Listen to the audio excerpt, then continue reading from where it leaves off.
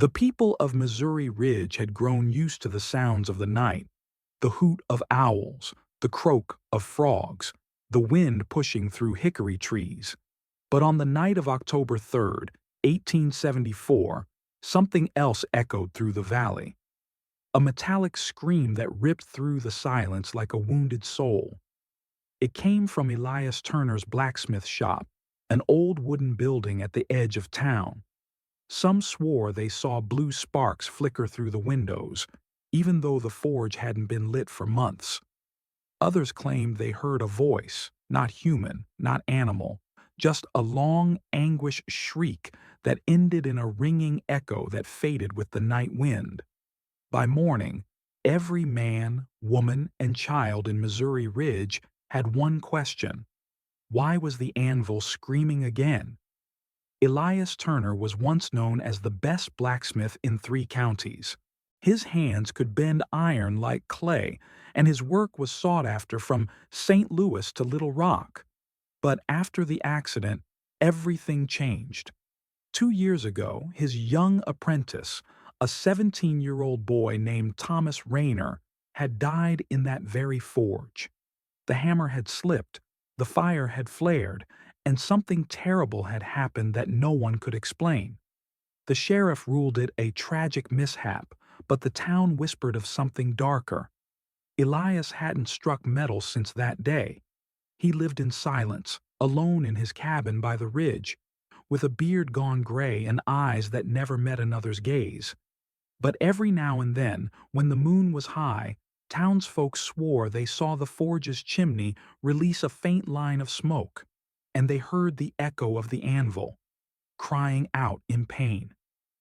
On the third night after the scream, a stranger rode into town. She was young, no more than 20, dressed in a dark cloak and carrying a worn satchel. She asked for Elias Turner.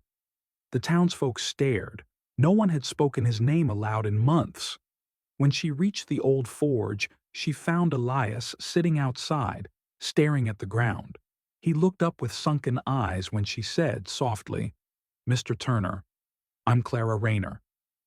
Thomas's sister Elias's face went pale as the ashes in his forge.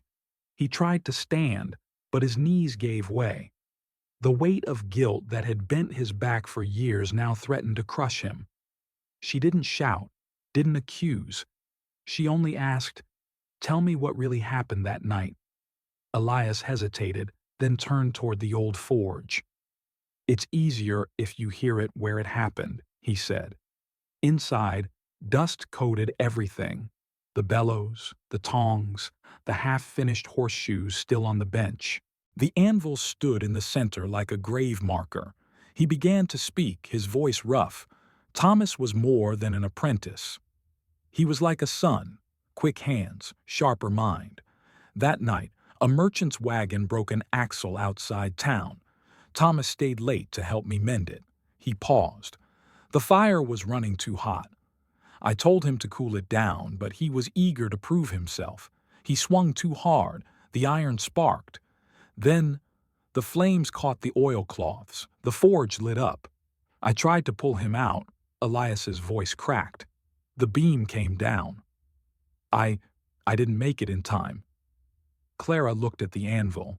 Its surface was blackened, scarred in a strange shape, like a handprint pressed into metal. Clara stepped closer. The mark looked fresh, not decades old. She reached out to touch it, and the metal was warm. Elias froze. "You feel that?" he whispered. "It's never gone cold since that night." He told her that after Thomas's death, he tried to start forging again. But every time he struck the anvil, it let out a faint metallic moan, like someone crying in pain. After a while, Elias said, I stopped working altogether. But the anvil never forgot. It screams when the moon's high, always near the day he died. Clara looked him in the eyes. "And you've never tried to find out why?" Elias looked away. "Some guilt isn't meant to be answered, child. It's just meant to be carried." That night, Clara stayed in the forge. She said she wanted to feel close to her brother again. As the wind howled through the cracks, she sat beside the cold hearth, staring at the anvil's dark surface. Then, just as the clock struck midnight, the air shifted. A faint clang echoed through the room. The anvil trembled. A low hum filled the forge, like a deep voice rising from the metal itself. "Thomas," Clara whispered. The sound deepened. Not just noise, but something almost human, like a trapped voice trying to form words. Her heart pounded as the air grew heavy with heat. The bellows moved on their own, pushing air into the cold fire pit. The coals began to glow faintly red, as if awakened by unseen hands. Then came a whisper, so faint she thought she imagined it. "Finish it." In the morning, Clara found Elias sitting outside again. She told him everything: the hum, the whisper, the fire that came alive. Elias's hand shook as he held his coffee cup. "There was something we never finished that night," he said, slowly. "Thomas's last piece, a horseshoe, meant for the merchant's wagon. We quenched it halfway, but he never got to strike it again." Clara's eyes widened. Then maybe that's what he meant. "Finish it," Elias stared at her. "You don't understand. That forge, it's cursed. Every time I try to work, I feel him. In the heat, in the hammer, in the smoke." Clara stepped closer. "Maybe he doesn't want to haunt you. Maybe he wants you to set him free." As night fell, Elias finally lit the forge for the first time in 2 years. The air smelled of coal and memory. The anvil stood ready, its dark surface gleaming faintly in the firelight. Elias took the hammer in his hand. It felt heavier than he remembered, as if it carried not just iron, but guilt. Clara placed a piece of old iron on the anvil, the half-forged horseshoe Thomas had been working on that night. "Let's finish it together," she said softly. Elias lifted the hammer. For a moment, his hand trembled. Then he brought it down. Clang! A deep, metallic cry echoed through the forge. The anvil shuddered beneath them. Sparks shot upward, swirling like fireflies. But the sound that followed wasn't pain. It was almost musical, like a sigh of relief. Elias froze. "Did you hear that?" Clara smiled through tears. "I think he did too." Hour after hour they worked together. Elias guided the hammer and Clara turned the metal, just as Thomas once had. Each strike felt like releasing a burden long held. As the horseshoe took shape, the anvil grew quieter. No screams, no hums. Only the clean, steady rhythm of work, like a heartbeat finding peace. When dawn crept over Missouri Ridge, the horseshoe was complete. Elias plunged it into the water barrel, and a cloud of steam hissed upward, wrapping them both in warmth. When it cleared, they saw something strange. The handprint on the anvil was gone. Elias fell to his knees. For the first time in years, tears rolled down his soot-streaked face. "He's free," he whispered. "The anvil's silent." But Clara frowned. "Then why—" She hesitated. "Why do I still feel him here?" Later that morning, while cleaning the forge, Clara found something wedged behind a loose plank near the hearth. An envelope, yellowed and sealed with soot. On it, written in Thomas's handwriting, were the words, "For Mr. Turner, in case I don't make it home." Elias took it in trembling hands. Inside was a single sheet, burned at the edges. "Mr. Turner, if you ever read this, I want you to know something. You taught me more than metal and flame. You taught me to see the world as something that can always be mended, even when it's broken. If anything ever happens to me, don't blame yourself. Promise me you'll keep forging. Promise me you won't let your fire die." Elias pressed the letter to his chest, his shoulders shaking. "I thought I lost him that night," he whispered, voice breaking. "But maybe I only stopped listening." Outside, the morning sun struck the anvil's polished face. and for the first time in years it reflected light instead of shadow. Word spread fast through Missouri Ridge that Elias Turner's forge had come alive again, but not with screams this time. Instead, the sound of rhythmic hammering echoed through the valley, steady and sure, like it once had. People came to watch from a distance, whispering about the old man who had finally faced his ghosts. Some said it was a miracle. Others said it was madness. But those who saw Elias that day noticed something else. The old sadness in his eyes had been replaced by quiet purpose. When asked what had changed, he only smiled faintly and said, "Sometimes the dead don't want revenge. They just want you to keep living." Still, in the back of his mind, Elias couldn't ignore Clara's words. Then why do I still feel him here? As days passed, Clara continued to visit the forge, helping Elias with small repairs and learning how to temper metal. She had a natural touch, just like her brother, careful yet strong. But there was something else Elias began to notice. When she struck the anvil, the sound was different, softer, more echoing, almost like a heartbeat. One evening, as the fire dimmed, Elias asked her gently, "You never told me why you came all this way to see me, Clara. Was it only for the truth?" She hesitated, her eyes glistening in the firelight. "No," she whispered. "It was for forgiveness." Elias frowned. "Forgiveness? Child, you've done nothing wrong." She took a breath. "Maybe not for what I did, but for what I didn't do." Clara explained that before the accident, Thomas had sent her a letter, one she never answered. He had written about leaving Missouri Ridge, about dreams of opening a forge of his own. "I didn't believe in him," she said softly. "I told him to stay home and stop chasing foolish dreams." The next week, he died. Elias's heart twisted. "You can't blame yourself for that." But Clara shook her head. "I do. Every night. And when I heard about the anvil's scream, I thought maybe it wasn't just your guilt that haunted it. Maybe it was mine too." The fire crackled between them, the silence heavy and real. Elias looked at her then, really looked, and saw not a girl seeking answers, but a soul seeking peace, just like his. That Sunday, the town preacher, Reverend Mills, stopped by the forge. He had been a friend of Elias's once before the accident. "I heard you've been hearing voices again," the Reverend said with cautious kindness. Elias smiled faintly. "Not voices. Echoes." The Reverend looked at the anvil. "I always told you, Elias, a soul's peace can't be forged with fire. It comes from forgiveness." Elias nodded slowly. "That's what we're learning."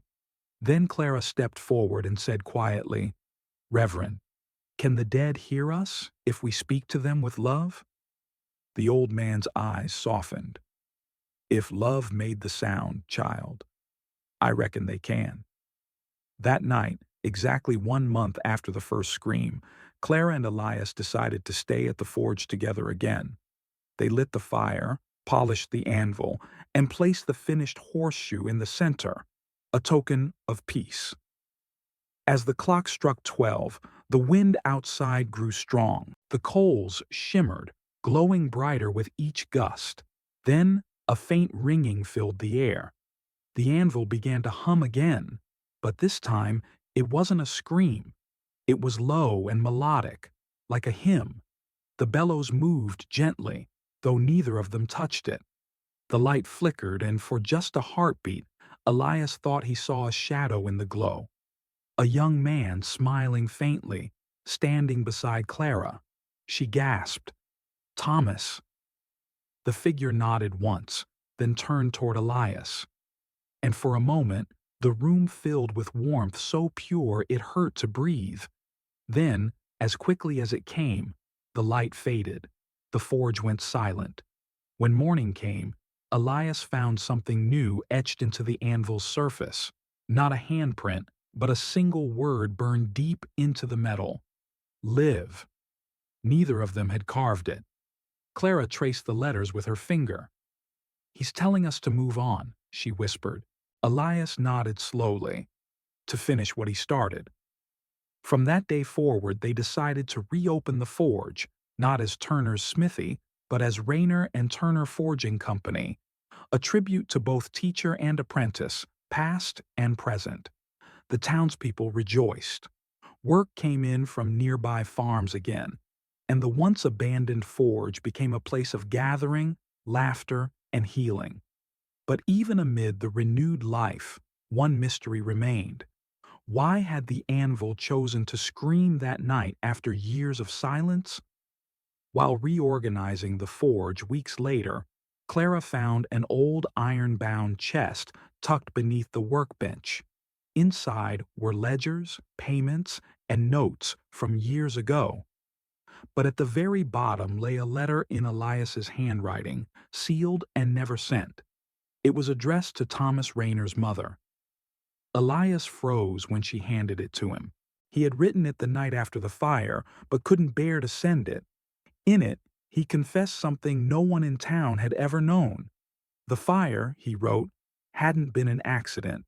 He had been pushing Thomas to work faster, to meet a merchant's impossible deadline.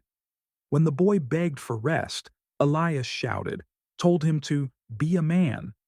Thomas obeyed despite exhaustion, and that's when the hammer slipped.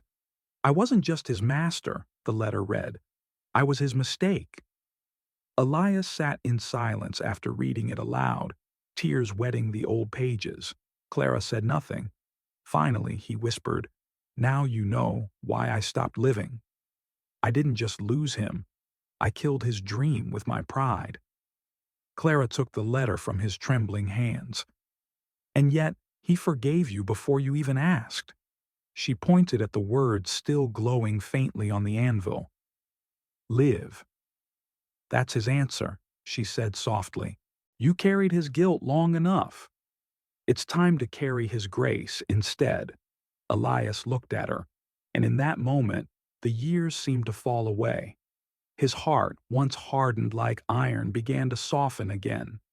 A year later, the forge had become the heartbeat of Missouri Ridge once more.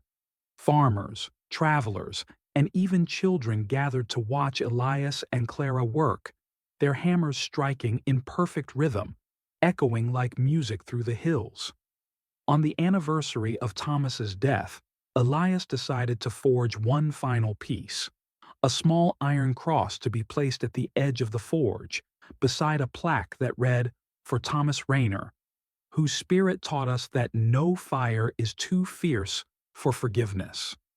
As he struck the last blow, the anvil rang once more, clear, pure, and bright, like a bell from heaven. The townsfolk outside paused, listening. Some said they heard a voice carried in the echo, a soft, grateful whisper, "Thank you." Years later, when Elias Turner passed peacefully in his sleep, the forge went quiet.